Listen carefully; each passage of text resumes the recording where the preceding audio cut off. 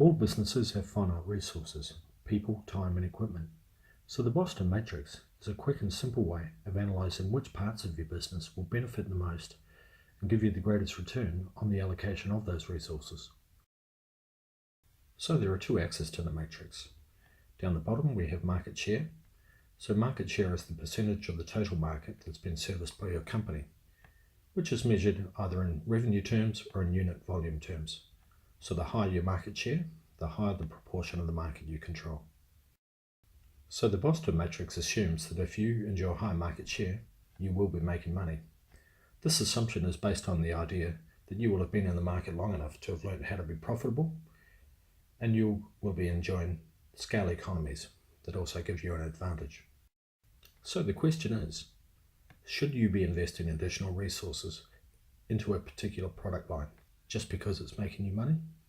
The answer is not necessarily. So now we move to the left-hand side, market growth. Market growth is the measure of a market's attractiveness. So markets that experience high growth are ones where the total market is expanding, meaning that it's relatively easy for businesses to grow your profits, even if your market share remains stable. By contrast, competition in low growth markets is often bitter, and while you may have high market share right now, it may be hard to retain that market share without aggressive discounting. This makes low growth markets less attractive. So now let's have a closer look at each of the four quadrants. Dogs, low market share, low market growth. In this area, your market presence is weak, so it's going to take a lot of hard work to get noticed.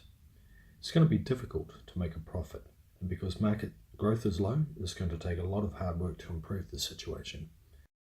Many startup businesses start in this quadrant and find it extremely difficult to get out of it.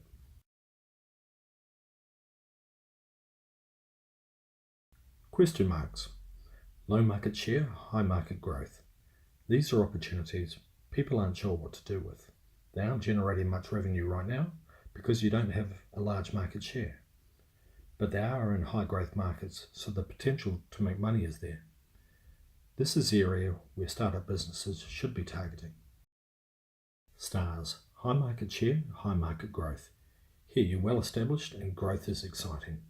There should be some strong opportunities here and you should work very hard to realise them. Cash cows, high market share, low market growth.